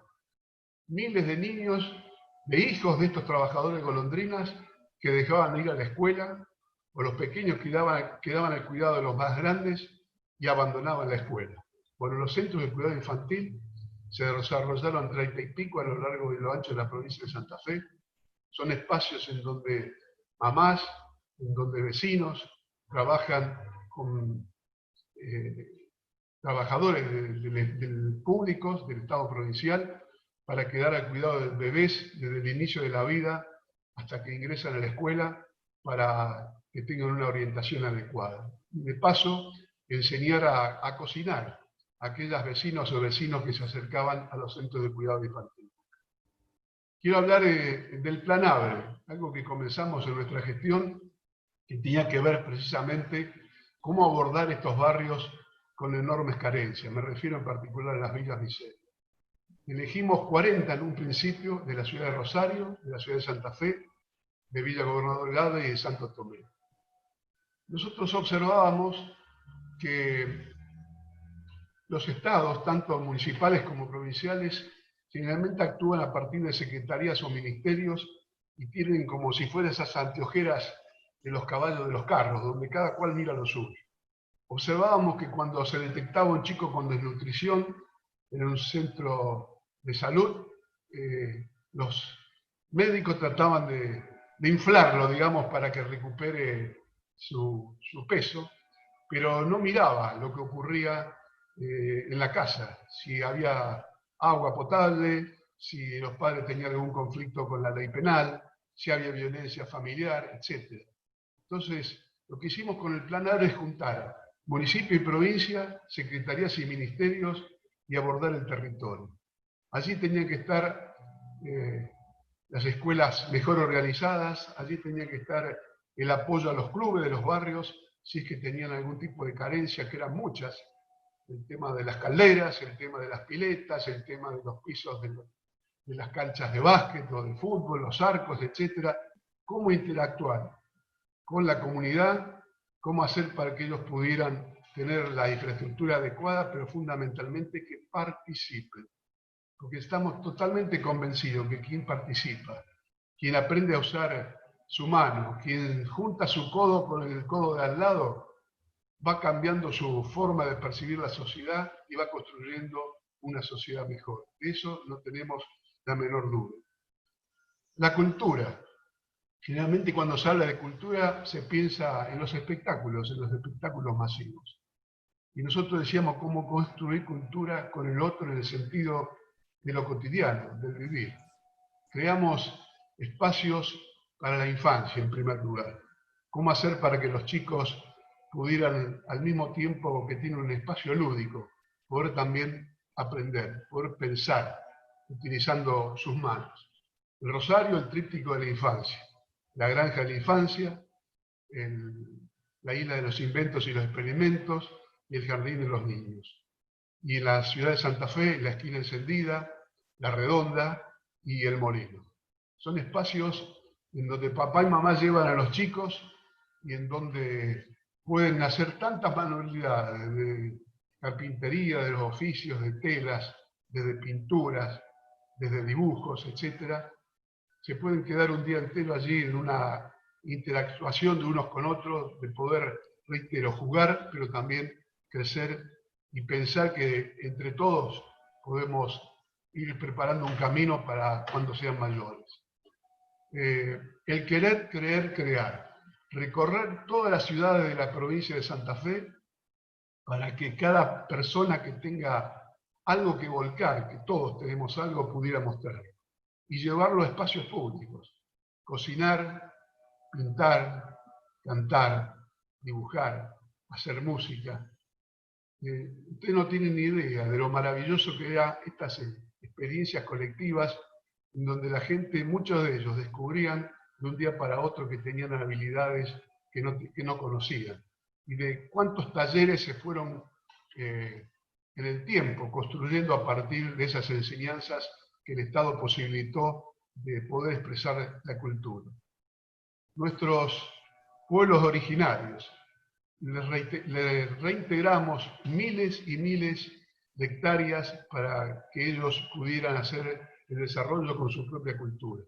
Respetar en las escuelas su lengua, poner maestros que tuvieran una educación bilingüe, formar el Instituto Provincial del Aborigen, que en principio estaban conducidos por personas no de los pueblos originarios, y poder lograr que toda la población de los pueblos originarios en la provincia de Santa Fe pudieran votar y elegir los 5 representantes que expresan las 5 regiones diferentes de la provincia para poder conducir por sí mismos la problemática de los pueblos originarios.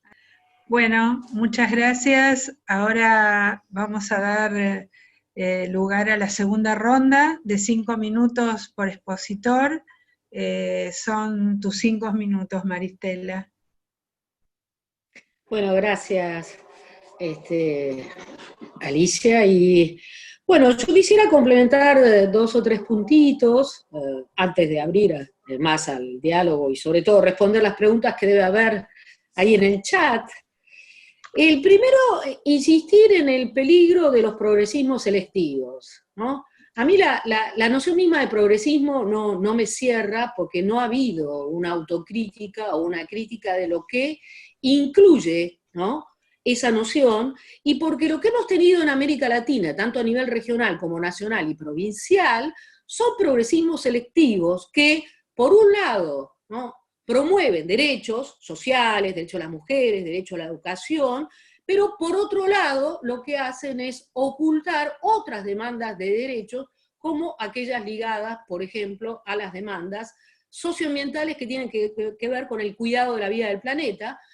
Lo que tenemos es un progresismo selectivo que entonces tiene una cartera de derechos, pero por otro lado busca consolidar modelos de desarrollo que destruyen la vida, que atentan contra la vida y que hoy en día deberían estar en el centro del debate, ¿no? Lo social y lo ambiental no están disociados, nos han hecho creer o nos quisieron hacer creer que estaban disociados y que había que justificar entonces todos esos modelos de mal desarrollo para reducir las desigualdades. el caso es que no es así, además, quienes son más afectados en términos ambientales son los sectores pobres, porque efectivamente hay una coincidencia entre el mapa de la pobreza y el mapa de la degradación ambiental, como lo muestra de manera emblemática lo que sucede en el Riachuelo, pero en relación a la megaminería, los afectados por los agrotóxicos o el fracking. Entonces, ahí hay una narrativa incompleta que yo creo que el progresismo todavía no ha incorporado acá dimensiones esenciales de la problemática contemporánea. Hay una narrativa de preocupación por el cambio climático, pero que está desconectada, insisto, de los modelos de mal desarrollo que encontramos en los territorios. Nunca llega a aterrizar en los territorios porque eso implicaría cuestionar su credo. Segundo, la transición socioecológica. En términos energéticos, yo les decía, tenemos un gran problema ahí con Vaca Muerta, aunque yo creo, sinceramente, por la orientación que está tomando a nivel global las propuestas de descarbonización, es muy probable que Vaca Muerta deba quedar esos yacimientos bajo tierra, porque vamos hacia un horizonte de desinversión en los combustibles fósiles, pero en Argentina tenemos que dar una discusión no solo sobre la energía eólica, solar, la generación distribuida, sino sobre todo qué hacemos con el litio. Digamos, ahí hay una problemática esencial, ¿no?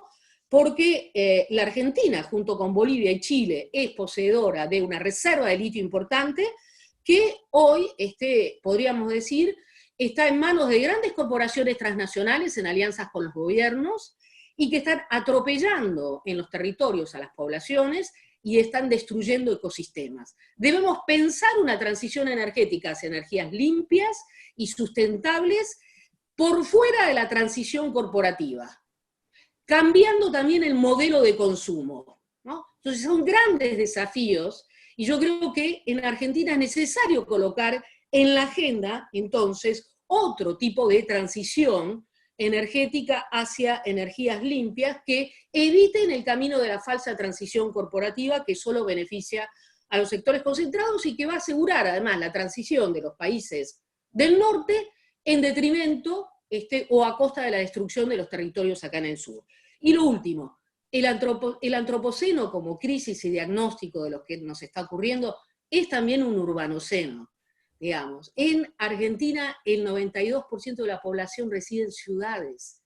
Realmente eso es insustentable. Nuestros modelos de ciudad son insustentables, sobre todo las grandes ciudades, y la pandemia lo ha mostrado de manera emblemática, porque las grandes ciudades se han convertido en una suerte de trampa mortal, sobre todo para los sectores más vulnerables, que no tienen acceso a los servicios básicos, ¿no? Y que viven hacinados en esas viviendas. No sé si ya tengo más o menos cumplido los 5 minutos, Alicia, pero me gustaría terminar diciendo que yo coincido con Laura. Hay una deuda del cuidado acá importante que hay que traer, ¿no?, en la agenda, y con Alex que todo esto requiere un diálogo de saberes, ¿no? Todo esto requiere un diálogo de saberes, requiere de la participación de las comunidades y el reconocimiento de esos saberes otros que han sido desvalorizados de manera permanente, requiere la democratización de las decisiones, algo que no es tan evidente porque nuestra Constitución inclusive no promueve iniciativas populares o instancias que impliquen precisamente la posibilidad de que decidan desde abajo las mayorías con propuestas activas o proactivas, programas proactivos. Entonces realmente debemos pensar también en términos de democracia participativa cuáles son las limitaciones de este sistema institucional que hoy no hace más que consolidar, insisto, desigualdades, que nos lleva hacia el capitalismo del caos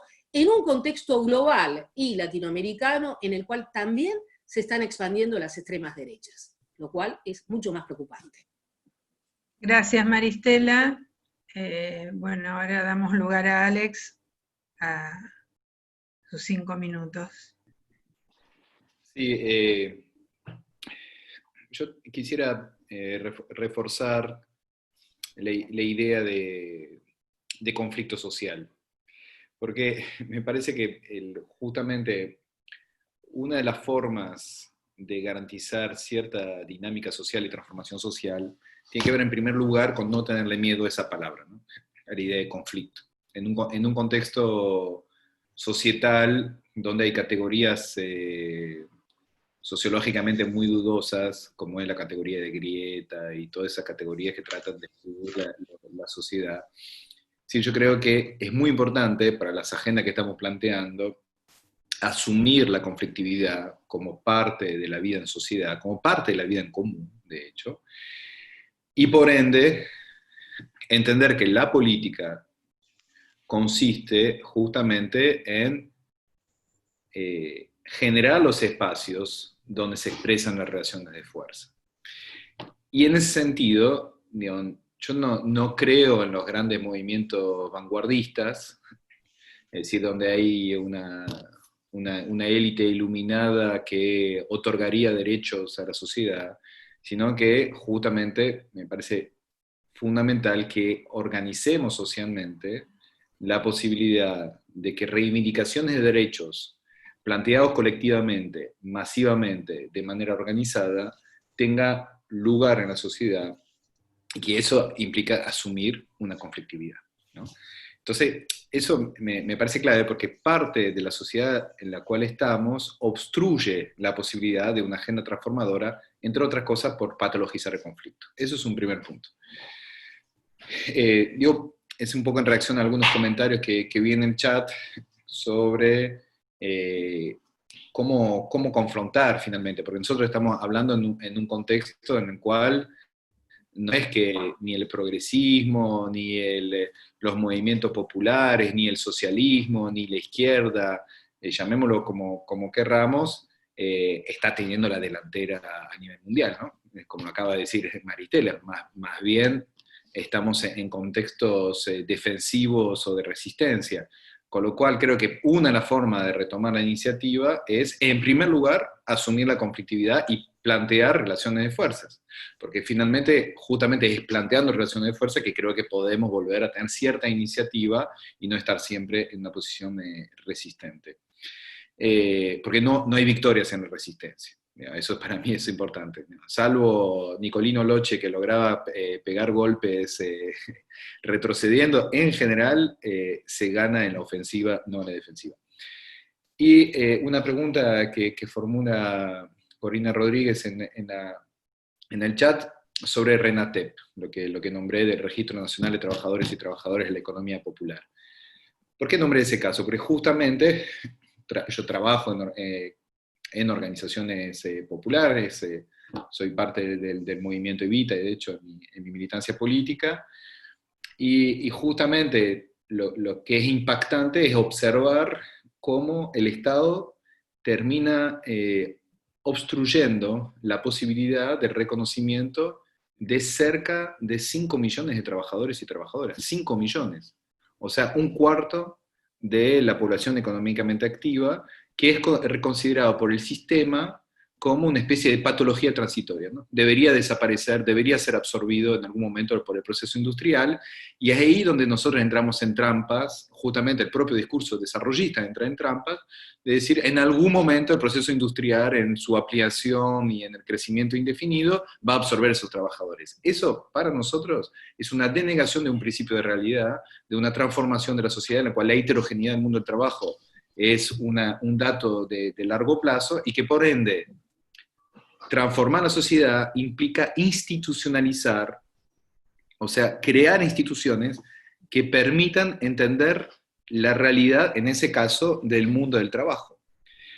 No, para justamente poder transformarlo y mejorarlo, no para tener una especie de abandono a una condición no deseable, sino poder potenciar y transformar y valorar el trabajo que asume un cuarto de la población económicamente activa. Entonces, efectivamente es clave reconocer ese tipo de trabajo, porque eso es lo que nos va a permitir intervenir en la valorización. Y termino con un concepto que es propio de RENATEP, que ¿cuál es el problema dentro de la economía popular? Es que justamente como son trabajadores en el cual la relacionalidad está invisibilizada, es Es decir, nosotros hablamos de patrón oculto, es decir, que hay un proceso de extracción, hay una relación, pero no es visibilizado.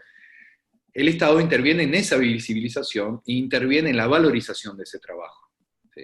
Entonces es importante el dispositivo como el RENATEP, porque son dispositivos que permiten visibilizar una relación invisibilizada por el capital. Permite volver a organizar un conflicto ahí donde el capital trató de destruirlo. Eso es la idea de RENATEP. Gracias, Alex. Ahora damos paso a Laura.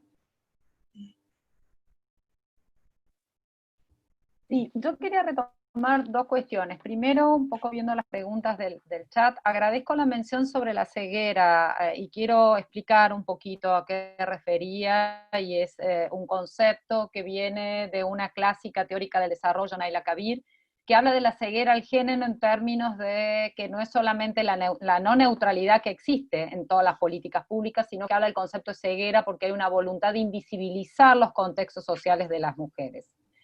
Gracias por la referencia, no era para nada trabajar sobre las problemáticas de discapacidad, sino que es un concepto tomado de la literatura en la cual vamos construyendo parte de estas propuestas.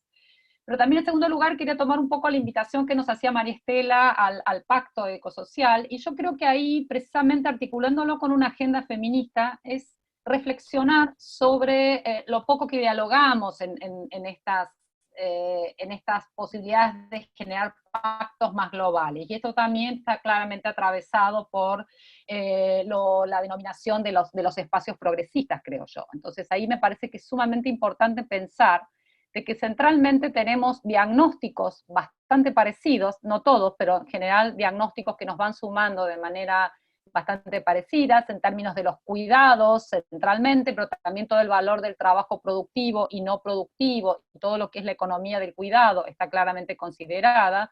Entonces ahí me parece que hay la potencia de esta idea del enfoque transversal, de los conceptos transversales, nos puede llevar a construir una agenda que tiene que partir centralmente porque parte por un reconocimiento que la agenda del feminismo no es una agenda desarticulada de instancias políticas. Yo creo que esto se lo ve más seccionalizado porque tiene que ver parte también con una lógica de la conformación del movimiento feminista en América Latina a través de dos situaciones centrales, que son las dos situaciones de mayor contextualización de crisis en este momento, que tiene que ver con la salud sexual y reproductiva y la situación de las violencias. En la medida que tengamos los indicadores, los índices de femicidio que tenemos en la región, es muy difícil seguir ampliando otras situaciones como centrales. Estos son los temas centrales. Pero fíjense que en los últimos años el movimiento también ha ido variando hacia consignas de libres, vivas y desendeudadas nos queremos, donde el movimiento tiene claramente en una heterogeneidad enorme que es el movimiento y la agenda feminista. Entonces me parece que esta articulación histórica virtuosa que se hizo desde contextos de la agenda feminista, de la academia feminista, de la evidencia empírica que se construyó, es uno de los elementos centrales para una construcción de este pacto ecosocial, y ahí me parece que hay muchos puntos de contactos. Ahora, tenemos que acordar cuáles van a ser, me parece centralmente, los puntos transversales en los cuales vamos a trabajar. Si es la base de los reconocimientos en términos de seguir avanzando sobre la interdependencia, interconexión de derechos, y con esto lograr transformaciones en las políticas públicas, pero centralmente las transformaciones culturales. Allí creo que esta referencia que hacía permanentemente María Estela en relación a los impactos sobre todos los ámbitos de la naturaleza y de la naturaleza en sí mismo, creo que es un punto también que muchas de las prácticas culturales en las cuales es necesario todavía avanzar más fuertemente sobre acuerdos. Entonces me parece que hay una base común muy importante para seguir avanzando, una base política de transformación y también de diagnóstico anterior sobre otras disidencias y sobre la incorporación también de las disidencias sexuales. Creo que toda esta construcción colectiva es de largo plazo, pensar estos pactos también son construcciones de largo plazo, pero me parece que este momento que el COVID-19 y las medidas que se han tomado y las visibilizaciones de estas tremendas situaciones de desigualdad, y esto probablemente la desigualdad estructural y ponerle fin a esta desigualdad estructural sea uno de los consensos generales que debemos tomar, es lo que nos tiene que motivar a esta post-pandemia. Y llamo post-pandemia, y con esto termino estos 5 minutos, porque creo que tenemos que cuestionar fuertemente el concepto de nueva normalidad. ¿De qué normalidad hablamos? ¿De quiénes están incorporados dentro de esta normalidad? ¿Qué patrones? Y aquí en esta mesa se han expuesto de manera muy relevante ciertas situaciones también de anormalidad muy profunda para ver. Y el último punto es un consenso federal. Pocas veces hacemos una mención clara a esto que se dijo en esta mesa sobre los territorios, que se pusieron ejemplos como el caso de Rosario, de administraciones, y el caso de la provincia de Santa Fe, pero nos requiere todavía un debate más profundo sobre la integración federal. Gracias, Laura. Ahora damos lugar a los 5 minutos de Antonio Fatti. Bueno, hablamos en la primera intervención de los derechos, salud, educación, el trabajo, los niños. También incursionamos en el tema del medio ambiente y de la energía. Nosotros, para demostrar que se podía, construimos una planta de energía fotovoltaica en la ciudad de San Lorenzo. Hicimos estudios acerca de los vientos, esto requiere de tiempo, 2 años, para ver en qué lugar se podía llevar adelante energía eólica. Lo determinamos en 2 lugares de la provincia y también 3 lugares de la provincia para energía fotovoltaica. Desarrollamos también la energía de biomasa y obviamente pusimos nuestro apoyo para el tema de biocombustibles. Tomamos el ejemplo del Uruguay. El Uruguay, en 15 años de gobierno del Frente Amplio, tiene el 100% de energías renovables a partir de eólica, de biomasa, de fotovoltaica. Y tenemos comparativamente la misma cantidad de población, 3.400.000 habitantes, o sea que era totalmente factible. Abordamos el tema, y tomo lo que decía en alguna parte de su exposición Maristela, el urbanismo. Yo creo que esto es central, políticas urbanas del uso del suelo. Lamentablemente, muchas ciudades privatizan el uso público, y nosotros tenemos en Santa Fe las 2 muestras y vale como botón. La ciudad de Santa Fe, que toda la costa del río Paraná, del río, han sido privatizadas en gobiernos anteriores del Frente Progresista, o la ciudad de Rosario, que ha recuperado absolutamente toda la costa y que se puede transitar a pie desde el sur al norte de la ciudad de Rosario. Y por otro lado, los parques, los espacios públicos. Rosario creo que es, sin lugar a dudas, la ciudad con más metros cuadrados de parques públicos, en donde miles y miles y miles de personas pueden disfrutar los feriados, los sábados y domingos, de poder caminar, hacer deporte, pero de interactuar unos con otros. Cuidar los sitios Ramsar, cuidar los humedales. Nosotros tenemos en Santa Fe 2.300.000 hectáreas de los bajos submeridionales. Es un espacio gigantesco donde tuvimos infinitas presiones para la sojización, en particular con uno de los dueños de Vicentín, qué casualidad.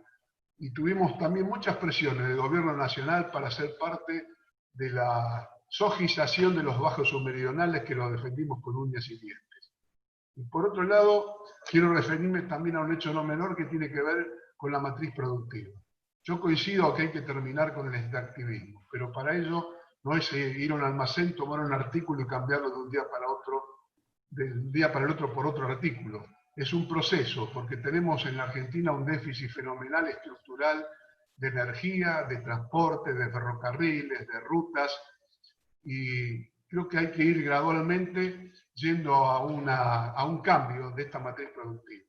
En ese sentido, en Santa Fe nosotros fuimos la primera provincia en generar un Ministerio de Ciencia, Tecnología e Innovación, de crear una agencia dotada del 1,5% del presupuesto provincial para financiar desarrollos científicos, tecnológicos, que propicien el agregado del valor, que respeten el medio ambiente. Fueron muchos cientos de millones de pesos destinados al equipamiento técnico para los investigadores, para los científicos, y miles de desarrollos diferentes y productivos diferentes para el agregado de valor y salir de la soja, del maíz, del trigo, de la agroexportación y en particular del no glifosato. Nosotros estamos convencidos que existen en el mundo prácticas agrícolas libres de glifosato. Europa en 2 años termina con ello. Nosotros tenemos que propiciar terminar con el glifosato. Claro, también tenemos que entender que nuestras prácticas obedecen a provincias de donde no manejamos la macroeconomía. Y no manejar la macroeconomía los resortes básicos de la economía, a una provincia les pone muchas limitaciones. Podría hablar también de otras experiencias, mucho más pequeñas, pero que son válidas. Por ejemplo, la barbaridad que está ocurriendo en el río Paraná con la pesca masiva. Con redes somos el único país del mundo que exporta harina de pescado de peces de río. Se está terminando con el recurso ictícola. ¿Cómo hicimos para identificar a los 2.300 pescadores artesanales que hay en la provincia de Santa Fe y reemplazarlo por cría de peces en cautiverio? Fíjense ustedes que Chile tiene más ingresos por la venta de peces o de pescados criados en cautiverio que lo que nosotros generamos con las agroexportaciones. Digo, hay que mirar estas cosas. Vietnam es otro ejemplo que hemos observado. O sea que, ¿cómo hacer para un Estado presente al lado, como lo hicimos con los 2.300 pescadores artesanales, con pequeñas jaulas que están en el río, que lo único que hay que hacer es darle un poco de alimento a la mañana y a la tarde? Bueno, todo el proceso que hemos vivido durante años para poder lograr eso. O podría hablarle también de la agricultura familiar, cómo fuimos propiciando espacio tras espacios en la provincia de Santa Fe para volver a rescatar prácticas que se habían perdido, o la cría de ganado menor, cómo hacemos para organizar a los productores y evitar a los acopiadores, evitar a estos pícaros que le pagaban 2 centavos, de gente que no tenía una organización, cómo fuimos organizándolos en el norte de la provincia, en fin. Podría hablar de muchos ejemplos, pero como sé que los 5 minutos se me terminan, Ya se termina. Aquí dejo y bueno, a consideración de ustedes. Bueno, ahora viene el espacio de las preguntas. Como no tenemos un tiempo ilimitado, vamos a tomar algunas de ellas. Para Laura Pautasi, es ineludible el cruce entre hábitat y cuidado, no solo al interior de las viviendas, sino en las lógicas barriales y zonales, como son los espacios de producción popular, comedores, etc. ¿Figuran estos cruces en el enfoque interministerial que plantea el Estado Nacional? Perdón, no sabía si iba a contestarlo. Bueno, sí, sin duda que estos son centrales y agradezco la referencia. En el documento, es un documento que ha sido publicado el viernes de esta semana, no están tan claramente definidos, y ahí sí me parece que es muy importante llegar a acercar. Es un documento que está disponible en la web y de ahí lo tenemos.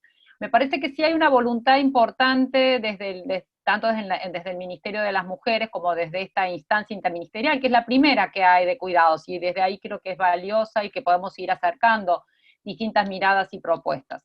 Ahora, sin duda que se requiere claramente una discusión sobre las ciudades, en qué ciudades también María Estela planteaba la urbanización, digo, y ahí los cuidados cómo están. Hay toda una línea de trabajo muy importante sobre cuidado y transporte, cuidado de infraestructura pública. Esto ha estado históricamente descuidado, pero entre otras razones porque el cuidado no había ingresado en la agenda pública, y esto creo que también es un punto central. No había no solamente una falta de ingresos, sino que tampoco había cumplimiento en esta línea. Y ahí siempre pensemos el cuidado en todos los ámbitos, niños, niñas y adolescentes, personas mayores, personas con discapacidad, personas también con enfermedades de largo plazo, de largo tratamiento, y ahí hay todo un valor que en este momento de la cuarentena se está viendo fuertemente, y esta idea de trabajo esencial, no esencial que veíamos, de los trabajos de cuidados no remunerados en salud, que son también centrales y que están a cargo de las mujeres. Entonces ahí hay un ámbito importante para considerar. Para Maristela, a la hora del diagnóstico de acuerdo, ¿puede avanzar en propuestas concretas sobre el tema?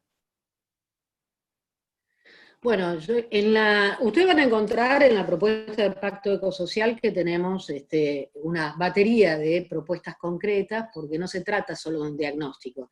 La persona que hace esa pregunta quizás no lo conoce, pero efectivamente, así como la agenda social proponemos el ingreso universal ciudadano, proponemos una reforma tributaria progresiva, proponemos la suspensión de la deuda, en el campo del cuidado proponemos un sistema también de políticas públicas nacionales en torno al cuidado.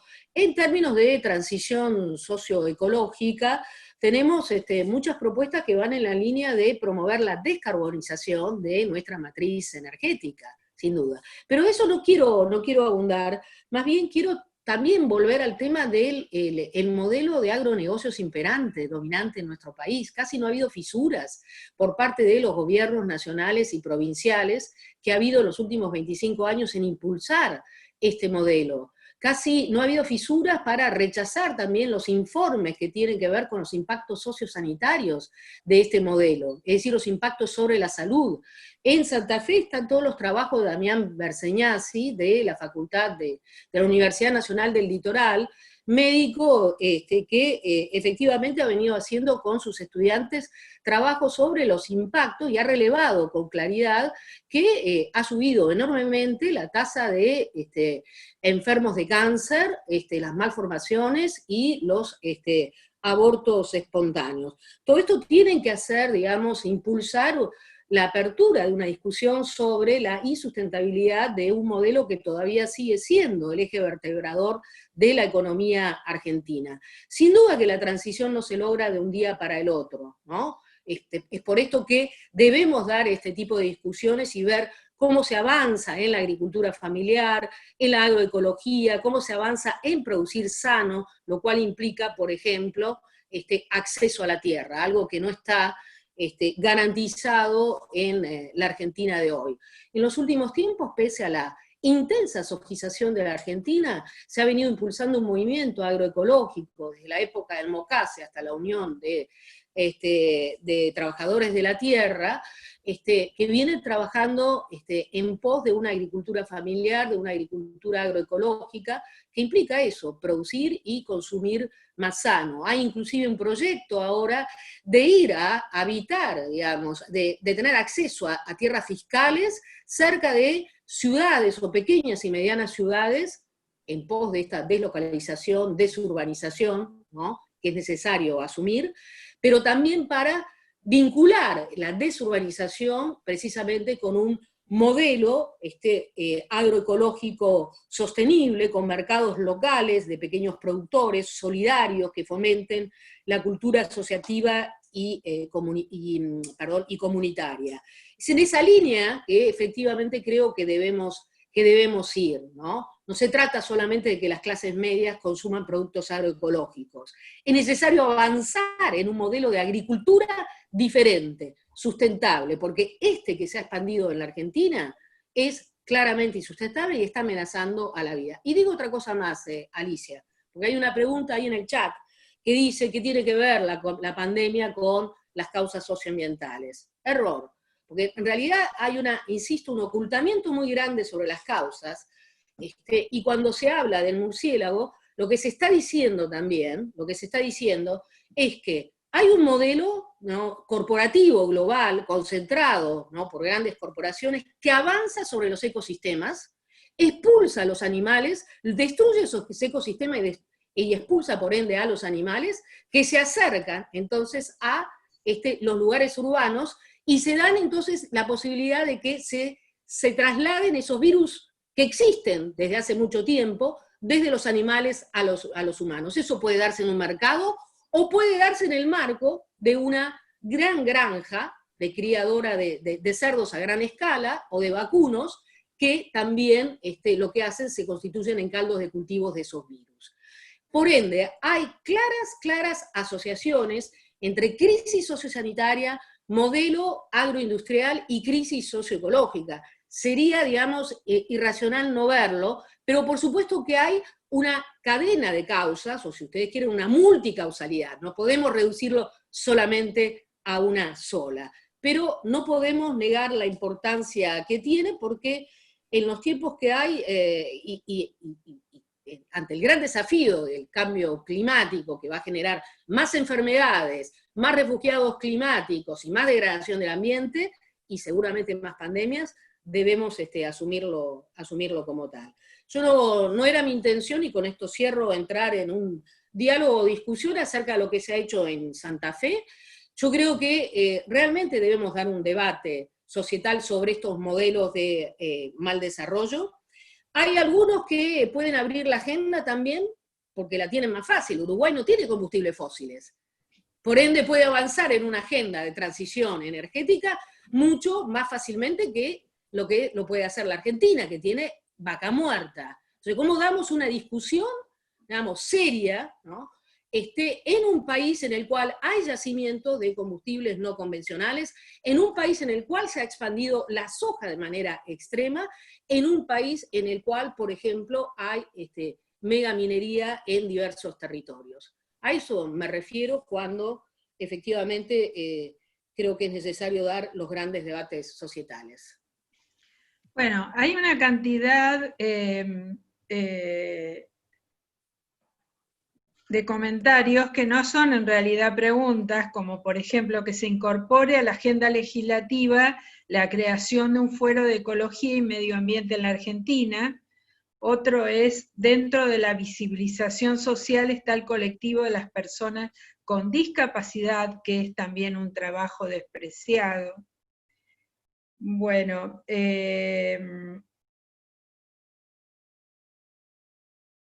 y por otro lado, para el doctor Bonfatti, ¿cómo construir una alternativa progresista para gobernar y no ser solo un intento?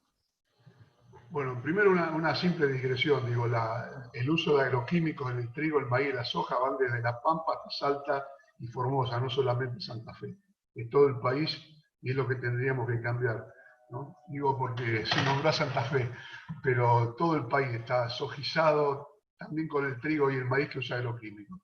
¿Cómo construir una alternativa progresista? Bueno, esta es una forma, el diálogo. Encontrarnos lo que pensamos similar, no igual, construir a partir de poner cuestiones personales. Creo que en ese sentido es fundamental, lo primero de todo, escucharnos, aprender a escucharnos. Y sumar voluntades mucho más allá de las pertenencias partidarias.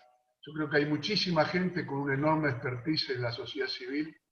Nosotros tenemos que propiciar un frente donde ojalá pudiéramos lograrlo entre partidos o sectores de partidos, vaya a saber.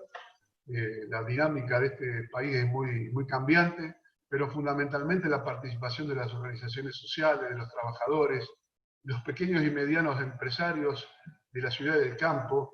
Esta es la Argentina que todos anhelamos. No es fácil. No es fácil porque estamos permanentemente permeados por los grandes medios de comunicación, que no por casualidad desde Buenos Aires llegan a todo el país, son monopólicos y permanentemente están instando a no encontrar salida, permanentemente buscar las grietas, el blanco y el negro, y así no podemos tener posibilidades de crecer, de tener las políticas de Estados y poder entre todos tratar de lograr un país en donde haya más igualdad, o donde haya igualdad en definitiva. Para Maristela, ¿podría emplear el concepto de transición corporativa? Sí, bueno, ese es un concepto importante porque siempre decimos, no se puede discutir la transición energética con vaca muerta adentro, eso sin duda. Pero el litio sí, requiere una discusión seria. Y además hay foros universitarios, mucha gente que está estudiando la problemática del litio acá en Argentina. Pero lo que está sucediendo en Argentina es que en el marco de la transnacionalización del litio, ¿no?, efectivamente estamos apostando a que la transición la hagan las grandes corporaciones que no van a cambiar en nada el modelo existente, porque van a consolidar, ¿no?, van a cambiar la matriz energética, pero van a consolidar un sistema energético injusto en términos de norte-sur y sobre todo en términos de modelo de consumo. La transición energética en la cual estamos pensando requiere reducir el metabolismo social, porque el capital hoy en día, ¿no?, para poder sostener este modelo de consumo insustentable, requiere más materia y más energía, y para eso presiona más sobre los territorios, exigiendo bienes y expulsando y desplazando a las poblaciones. Debemos, en ese sentido, cambiar nuestros modelos de consumo. No hay planeta que alcance, ni litio que alcance, si tenemos seguimos continuando con automóviles individuales con una base eléctrica. Es lo mismo, cambiaríamos el combustible fósil por la batería de litio. No tiene ningún sentido, es necesario cambiar el modelo de consumo y para eso necesitamos otro modelo de transporte público, compartido, ¿no? Y necesitamos entonces pensar articuladamente la matriz de extracción, de producción, la matriz de consumo, la matriz de distribución de los bienes y también la matriz de generación de desechos. Eso es lo que requiere una transición popular, sostenible, que apunte a una sociedad resiliente y no una mera transición energética que garantice que las corporaciones van a seguir siendo las dueñas de nuestro destino y que además el norte, los países del norte, se van a garantizar ellos la transición hacia energías limpias mientras destruyen nuestros territorios. Por eso digo, es una discusión muy, muy importante y muy central que no estamos dando. No está en la agenda política. Y mientras tanto se avanza sobre ecosistemas frágiles como son los salares, ¿no? Porque el litio es una minería de agua y consume cantidades insustentables de agua. Sin embargo, hay en San Luis una universidad que ha planteado otro método de extracción que no es contaminante, que no utiliza esa cantidad de agua, y no se lo está utilizando. Digo, acá hay cosas que, si no las discutimos, vamos a realmente garantizar que algo se cambie para que todo siga igual. Entonces, a eso le decimos que no, porque esas son falsas soluciones también. Bueno, les quiero agradecer a todas y todos por su participación y también al público que ha enviado preguntas y ha hecho comentarios. No tenemos más tiempo para seguir, pero lo concreto es que hemos podido debatir, proponer ideas para construir una agenda progresista, que sin duda es muy rica y ha sido muy enriquecedor todo el panorama que ustedes nos han dado en cada una de sus exposiciones. Así que les agradecemos mucho en nombre de Progresistas en Red y de la Fundación Ebert. Muchísimas gracias y seguimos.